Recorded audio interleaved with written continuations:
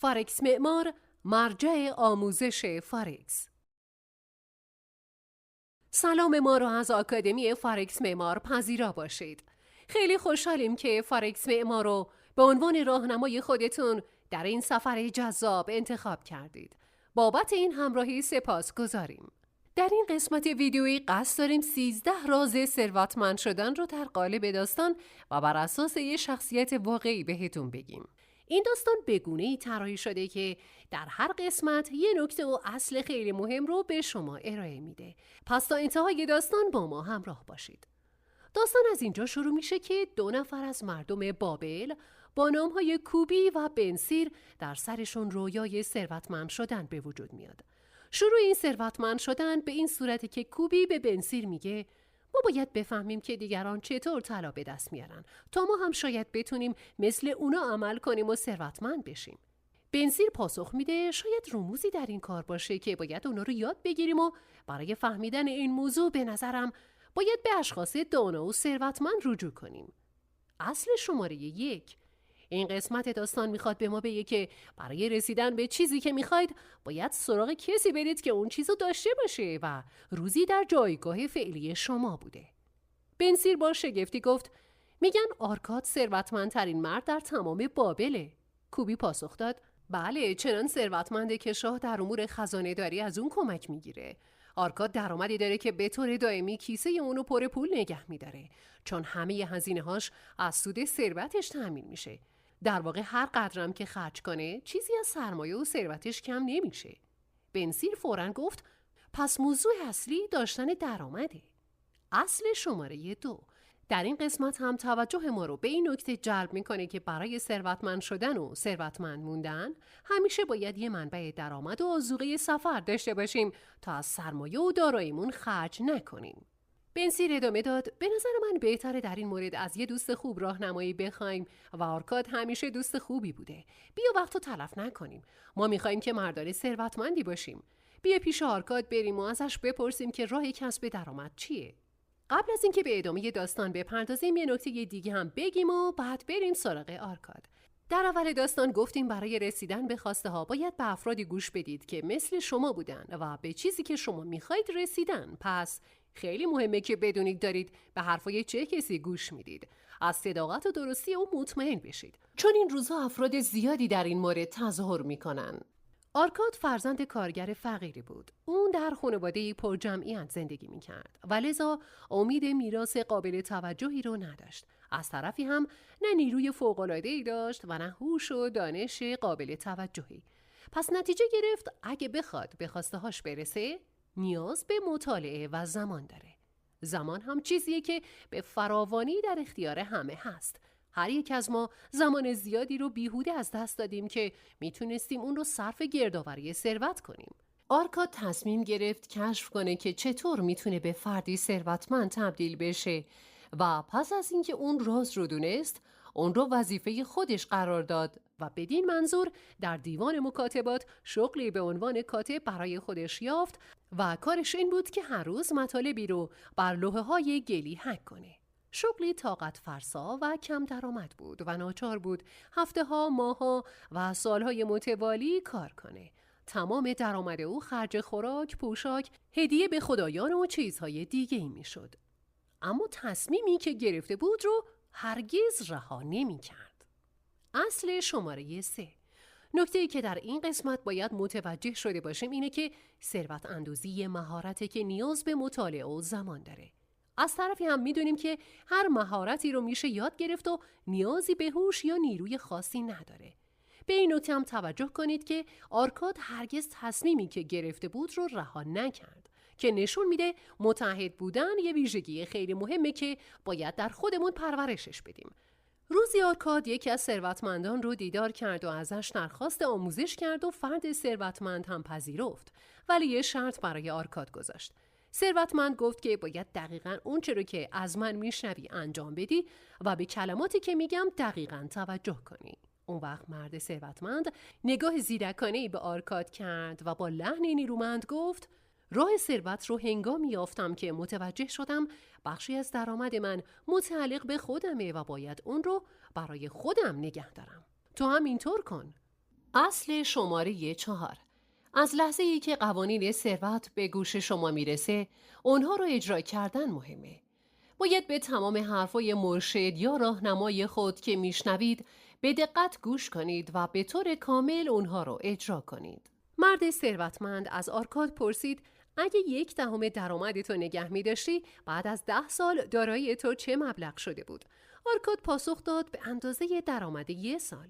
جواب داد تو فقط نیمی از حقیقت رو گفتی. هر سکه طلا که پس انداز کنی همچون برده‌ای برات کار میکنه و هر سکه مس که سود حاصل از سکه طلاست در حکم بچه او و در عین حال برده توئه و اون هم میتونه برات کار کنه. اگه میخوای پولدار بشی باید سکه‌ای رو که پس انداز میکنی به کار بندازی و بچه‌های اونها هم برات کار کنن تا پولهای تو به طور مضاعف روی هم جمع بشن و به اندازه دلخواه تو برسن. بخشی از درآمد تو مال خودته و باید اونو برای خودت نگه داری. میزان این مبلغ نباید کمتر از 1/10 درآمدت بشه. هرچند که درآمد تو اندک باشه، اما میتونی هر قدر که دلت خواست و برات مقدور بود میزان اونو بالا ببری. سهم خودتو اول از همه بردار و باقی مونده رو خرج کفش، لباس و دیگر مایحتاج خودت کن و صدقه و کمک به دیگران رو هم فراموش نکن. اصل شماره 5. یکی از رازهای ثروتمند شدن پس انداز کردن بخشی از درآمد و به کار انداختن اون جهت تولید پول و ثروت بیشتره. داشتن مایندست و دیدگاه بلند مدت برای ثروتمند شدن کمک زیادی به استفاده از این اصل میکنه. نکته دیگه‌ای که در این قسمت نهفته است، ثروتمند شدن به صورت تدریجی و در بلند مدته. همونطور که درخت از یه دونه کوچیک پدید میاد، ثروت هم از مبالغ جزئی به وجود میاد و رشد میکنه. اولین سکه مسی رو که کنار میذاری به منزله همون تخمه که درخت ثروت از اون رشد میکنه و هرچه بیشتر اونو تقویت کنی و توجه و مراقبت به عمل بیاری، رشد اون بیشتر میشه و هرچه زودتر اون تخم رو بکاری، اون درخت زودتر بارور میشه و زودتر میتونی در سایه اون استراحت کنی. مهم کاشت بذر ثروت ابتدا در ذهن، بعد در واقعیت و سپس توجه و مراقبت از بذر تا رشد کامله. اگه میخواید زودتر ثروتمند شید، بهتر زودتر ذخیره پول رو انجام بدید. فردی که روی مدیریت سرمایه تمرکز داره مثل کسیه که ذره‌بین به دست گرفته و هر سکه رو همچون بذری که قراره به درخت بزرگی تبدیل بشه میبینه. پس توجه و دقت زیادی روی حفظ اون داره. آرکاد شروع به ذخیره 1/10 درآمد ماهانه کرد و جالب بود که اون 1/10 هیچ تأثیری در زندگیش نداشت و خیلی راحت پول رو ذخیره می‌کرد. بعد از 1 سال مرد ثروتمند رو که این تکنیک رو به او یاد داده بود دید. مرد ثروتمند ازش پرسید آیا در سال گذشته حداقل 1/10 درآمد تو برای خودت نگه داشتی؟ اون با غرور پاسخ داد بله. مرد ثروتمند در حالی که با نگاه نافذش به آرکاد نگاه میکرد گفت خوبه، با اون پول چیکار کردی؟ آرکاد گفت اونو به آجرپز دادم. میگفت که سفری دریایی در پیش داره و با اون پول از اونجا جواهر خواهد خرید و چون اونو جواهر در بابل کمیابه پس از بازگشت اون رو میفروشم و سودش رو تقسیم میکنیم. مرد ثروتمند خشمگین شد و گفت تو چرا به علم یه آجرپز درباره جواهر اعتماد کردی؟ اگه بخوای درباره ستارگان اطلاع پیدا کنی پیش نونوا میری یا ستاره شناس؟ و ادامه داد اندوخته تو بر باد رفته. حالا باید از نو شروع کنی. این بار اگه خواستی درباره جواهر اطلاع کسب کنی به نزد تاجر جواهر برو. اصل شماره 6.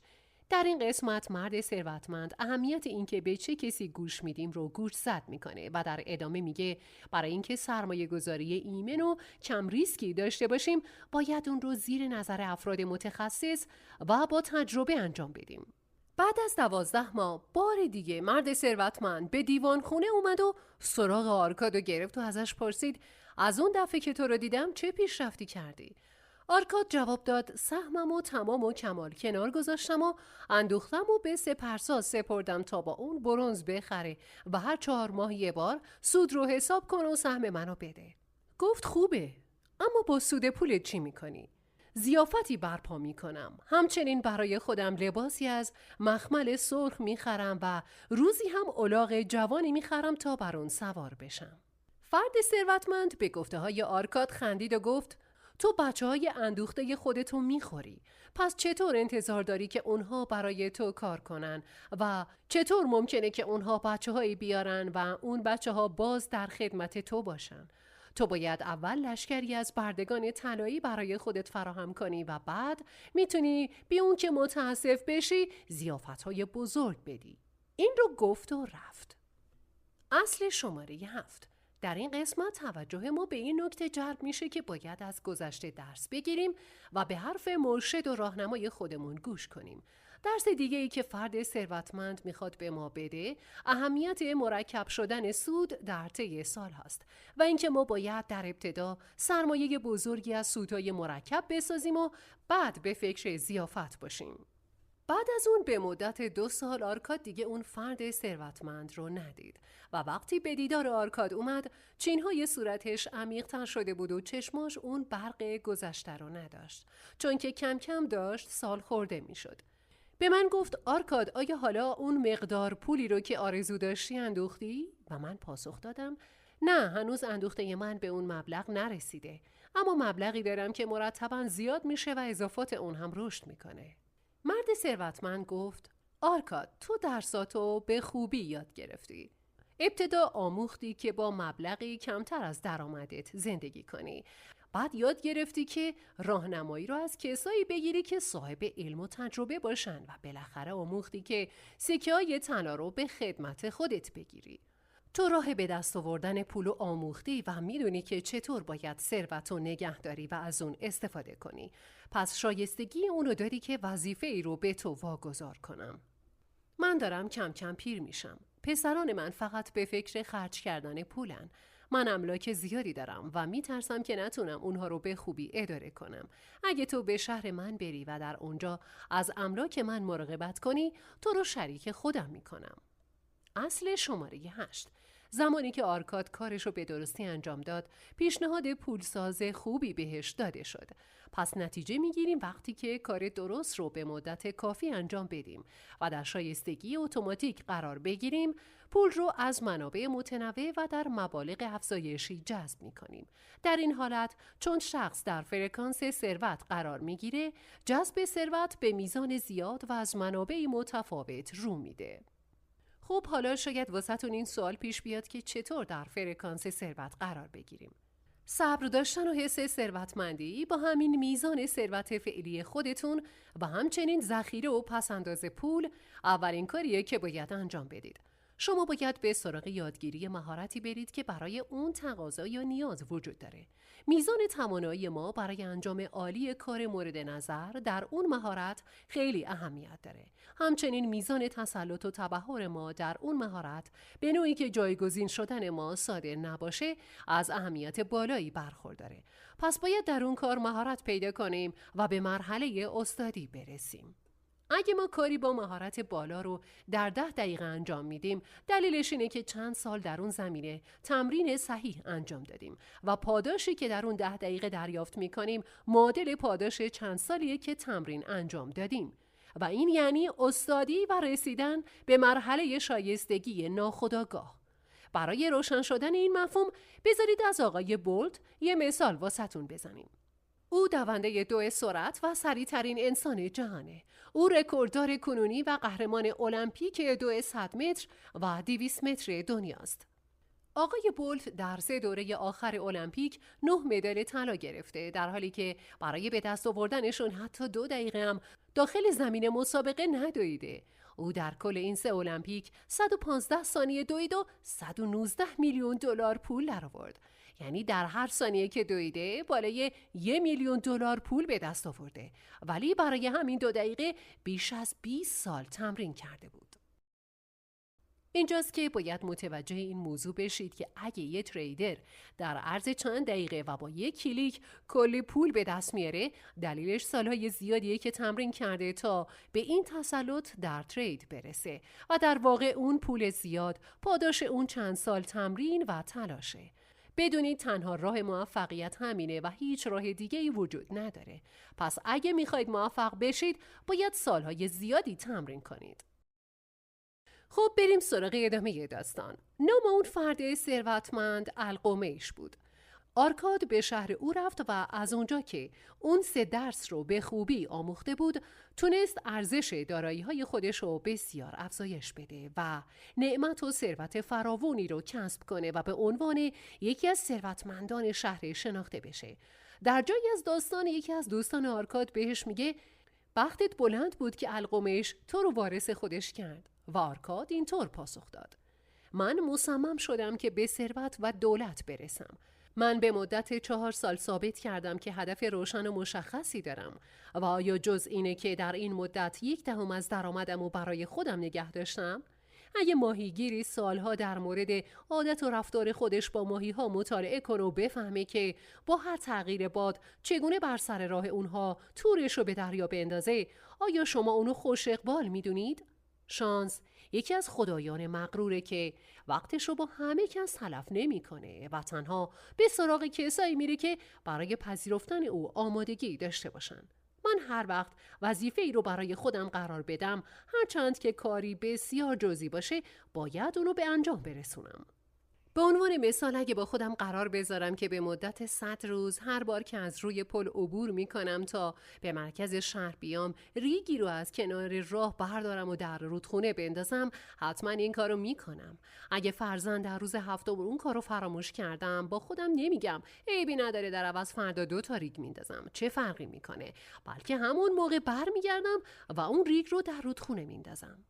همچنین در روز 20 به خودم نمیگم آرکاد این کار بیفاید است، از انداختن ریگ در رودخونه چه چیزی نصیب تو میشه، یه بار مشتتو پر از ریگ کن و همه‌شو به رودخونه بریز و تمومش کن. خیر، نه چنین چیزی رو میگم و نه چنین کاری رو میکنم. من هر وقت وظیفه ای رو برای خودم قائل بشم اون رو تموم میکنم. اصل شماره 9. در این بخش آرکاد اسرار مهم و ارزنده‌ای رو به ما نشون میده. داره به همون یاد میده که مهمترین چیز تعیین اهداف واضح و مشخصه و بعدش انجام مستمر وظایفمون تا رسیدن به هدفه.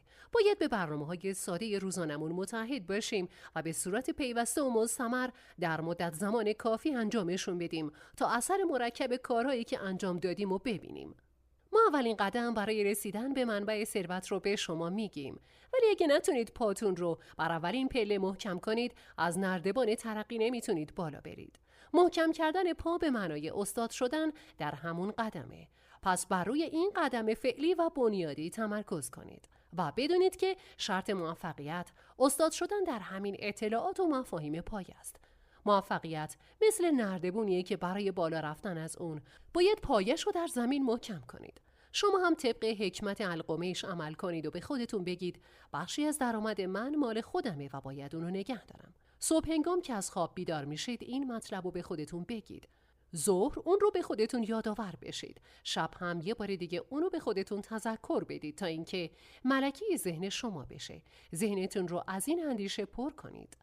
اون وقت سهم معقولی رو برای خود در نظر بگیرید، اما میزان اون از 1/10 درآمدتون کمتر نباشه. اگه لازم شد از سایر هزینه‌های خود صرف نظر کنید، اما هرگز از سهمتون چیزی کم نکنید و قبل از هر چیز اونو کنار بذارید. اصل شماره 10. در این قسمت راز مهم رسیدن به شایستگی ناخودآگاه که استفاده از تکنیک القای ذهنی نهفته است که بهترین زمان انجام اون هم گفته شده، چون موقع بیدار شدن از خواب در صبح و خوابیدن در شب زمانیه که مغز انسان در حالت آلفا قرار میگیره که بهترین زمان برای القای ذهنیه. شما میتونید یه سری عبارات تأکیدی برای رسیدن به پول و ثروت برای خودتون درست کنید و در این زمانها به اونها گوش کنید تا وارد ضمیر ناخودآگاهتون بشه. اصل شماره 11. از ثروت خود محافظت کنید. روزی آرکاد به شاگردانش اینطور گفت که هر صاحب ثروتی دائما وسوسه میشه تا پولش رو در راهایی که بسیار سودآور به نظر میرسن سرمایه گذاری کنه. غالبا دوستان و خویشاوندان در این سرمایه گذاری ها وارد میشن و اصرار میکنن که از اونها پیروی کنه. اما اولین اصل سرمایه گذاری صحیح اینه که اصل سرمایه باید محفوظ بمونه. آیا عاقلانه است که ما به طمع درآمد بیشتر اصل سرمایه‌مون رو به خطر بندازیم؟ من میگم این کار صحیح نیست. ریسک زیاد موجب زیانه. پس پیش از اینکه ثروتتون رو از دست بدید، درست مطالعه کنید و جلوی خطرات احتمالی رو بگیرید. پیش از اینکه در هر نوع سرمایه گذاری وارد بشید به خطرات احتمالی بیاندیشید. مهمترین اصل در سرمایه گذاری حفظ سرمایه است. برای حفظ سرمایه داشتن دیسیپلین و رعایت اصول مدیریت سرمایه برای کنترل وسوسه‌های شخصی خیلی لازمه. به منظور حفظ سرمایه در مقابل پیشنهادهای دوستان و اصرار اونها به تحقیق و کسب دانش بپردازید تا بتونید انتخاب‌های آگاهانه‌ای داشته باشید و این نکته خیلی مهم رو هم بدونید که ریسک زیاد موجب زیان میشه. ریسکا باید حساب شده و منطقی باشن. امروز از پول و طلا سخن نمیگیم، بلکه موضوع سخن ما خود شما هستید. ما باید خواهان پیشرفت باشیم و این میل باید در ما نیرومند و قاطع باشه. همه ما آرزوهایی در دل داریم، اما خواسته های مبهم و کلی ضعیفن. کسی که آرزو میکنه ثروتمند بشه، هدفی غیر شفاف در سر داره. مردی که میخواد 5 سکه طلا به دست بیاره، خواسته های مشخص و قابل لمس داره که اونو برای رسیدن به هدفش جلو میبره. اگه همچین شخصی خواستشو به صورتی هدفی نیرومند در بیاره و 5 سکه‌ای رو که آرزو میکنه به دست بیاره، اون وقت میتونه از همون روش استفاده کنه و اول 10 سکه و بعد 20 سکه و بالاخره 1000 سکه رو به چنگ بیاره و ناگهان میبینه که ثروتمند شده. یعنی اول سعی میکنه خواسته کوچیکی رو تامین کنه و بعد راهکارش رو یاد میگیره و به آرزوهای بزرگتر میرسه. پس راه اندوختن ثروت اینطوره که اول مبالغ کمی رو بخوایم و پس از اینکه شیوه کار رو آموختیم مبالغ بیشتری رو طلب کنیم و کم کم قابلیت هامون رو اضافه کنیم. فارکس معمار، مرجع آموزش فارکس. اصل 12، رؤیای بزرگ، هدف برتر، گام‌های منطقی. در گام اول هدفی واضح و شفاف برای خودتون تعیین کنید. بعد یه پلن اجرایی برای اون داشته باشین و اونو دنبال کنید. شما میتونید یه هدف یا رویای خیلی بزرگ داشته باشین، ولی برای رسیدن بهش باید مسیر رو به گام‌های منطقی تبدیل کنید و یکی یکی گام‌ها رو بردارید و به سمت هدفتون برید. اهدافی که در این گام‌ها برای خودتون تعیین می‌کنید میبایست راحت و قابل دستیابی باشن تا بتونید یکی یکی اونا رو پشت سر بذارین. هدف منطقی بعدی باید اونقدر کوچیک باشه که بتونیم رسیدن به اونو باور کنیم و همینطور اونقدر بزرگ که اشتیاق و هیجان رسیدن به اونو داشته باشیم. با تعیین هدف منطقی بعدی به شکلی که برنده شیم، اعتماد به نفسمون رو تقویت میکنیم و اعتماد به نفس باعث فعالیت مثبت و ادامه حرکت ما در زمینه مورد نظر میشه. استمرار فعالیت در زمینه مورد نظر موفقیت میاره و موفقیت هم اعتماد به نفس و این چرخه ادامه پیدا میکنه تا رسیدن به هدف برتر و در نهایت رؤیای بزرگ. به طور کلی قوانین بازی رو خودتون تعیین میکنید. پس قوانین رو جوری تعیین کنید که بتونید برنده شید و از بازی لذت ببرید. قدم منطقی بعدی برای ثروتمند شدن رو ابتدا مبلغی نزدیک به مبلغ پذیرش ذهنیتون قرار بدید. خب بریم یه موضوع خیلی مهم دیگه از داستان آرکاد رو بهتون بگیم. در شهر بابل ساختمانی به نام معبد آموزش وجود داشت که در آنجا دانش و تجربه گذشتگان به وسیله اساتید تعلیم و تفسیر میشد و موضوعات مورد علاقه عموم مردم و مورد بحث قرار می گرفت. در این مکان همه مساوی بودند. در میان اساتیدی که بسیار به معبد آموزش رفت آمد می‌کردند، ثروتمندترین مرد بابل یعنی آرکاد هم حضور داشت. تالاری به او اختصاص داده شده بود که هر شب گروه عظیمی از مردان پیر، جوان، نوجوان و اکثرا میان سال جمع می‌شدند تا مطالب جالبی رو با هم دیگه در میون بذارن و در موردشون به بحث بپردازن. این قسمت داستان میخواد 13مین اصل که یکی از مهمترین اصول فارکس معمار هم هست رو بهمون نشون بده. این اصل مسترمایند نام داره که ناپلئون هیل هم رو یکی از رموز اصلی موفقیت میدونه. این قسمت داستان اهمیت استمرار جلسات، هماندیشی با افراد نخبه و ثروتمند و همچنین کسب دانش از بزرگان که در واقع همون اصول پایه هستن رو به ما نشون میده. فارکس معمار، مرجع آموزش فارکس. آرکاد در جایی از داستان شرح میده که روزی تصمیم گرفتم که به نینوا برم، چون که شهری در حال رشد بود و به عقیده من فرصت‌های زیادی در اونجا پیدا میشد. پس به کاروانی پیوستم و در بین افراد اون دوستان زیادی پیدا کردم. در بین اونها 2 مرد خوش صحبت بودن که هر کدوم از اونها اسبی سفید و تندرو داشتن. اونها در طول سفر به من گفتن که در شهر نینوا مرد ثروتمندی زندگی میکنه که اسبی تندرو داره. صاحب اسب معتقده که در حال حاضر هیچ اسبی نمیتونه سریعتر از اسب او بدوه. لذا مبلغی کلانی رو شرط بندی کرده و گفته اگه یکی از اسبان بابلی بتونه بر اسب او پیشی بگیره، اون مبلغ رو به صاحب اسب میده. دوستان من میگفتن که اسب اونها به راحتی اسب اون مرد رو شکست میدن. منم که بسیار تحت تاثیر گفته های اون 2 قرار گرفته بودم، در این شرط بندی سهیم شدم. در نهایت اسبان ما شکست سختی خوردن و من در این مسابقه طلای بسیاری رو از دست دادم. بعد فهمیدم که اون 2 نفر شیادانی نابکار بودن که مرتباً با کاروانیان سفر می‌کردن تا قربانیانی مثل منو به دام بندازن و دونستم که اون مردی که اهل نینوا بود هم شریک اونها بوده و مبالغی رو که در شرط بندی می‌برده با اونها تقسیم می‌کرده. در این شرط بندی بخش اعظم سرمایه‌مو از دست دادم. هشدار: مراقب مارکترها و کسایی که تبلیغات دروغین میکنن باشیم. معمولاً مارکترها و کسایی که محفل شرط رو ایجاد میکنن هر دو ذینفع هستن. در ادامه میخوایم قوانین طلایی ثروت رو به شما بگیم. قانون اول: طلا به مردی رو میاره که دست کم 1/10 از درآمدش رو پس انداز کنه تا برای آینده خود و خانواده‌اش اندوخته‌ای داشته باشه. قانون دوم: طلا برای کسی کار میکنه که اون رو در راه سودآور به جریان بندازه. قانون سوم: طلا برای کسی موندگاره که اون رو با مشورت متخصصان مالی و با تجربه سرمایه گذاری کنه. قانون چهارم: طلا از دستان کسی میلغزه که اون رو در معاملاتی سرمایه گذاری کنه که در اون زمینه آشنایی کافی نداره. قانون پنجم: طلا از کسی فرار میکنه که از روی طمع‌کاری به دنبال افراد شیاد و حقه باز بره و ثروتش رو در راه‌های غیر معقول سرمایه گذاری کنه. اصول ثروت اندوزی و مدیریت سرمایه در طول تاریخ ثابت بوده و با استفاده از همین اصول در هر دوره‌ای میشه ثروتمند شد.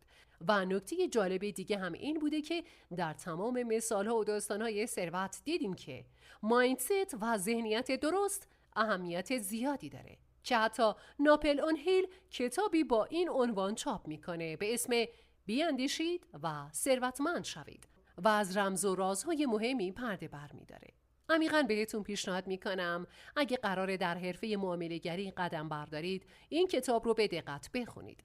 خب این قسمت روانشناسی معامله‌گری رو که در اون 13 اصل ثروتمند شدن و 5 قانون طلایی ثروت رو بهتون گفتیم به پایان رسید. در ویدیوهای روانشناسی بعدی همراه ما باشید.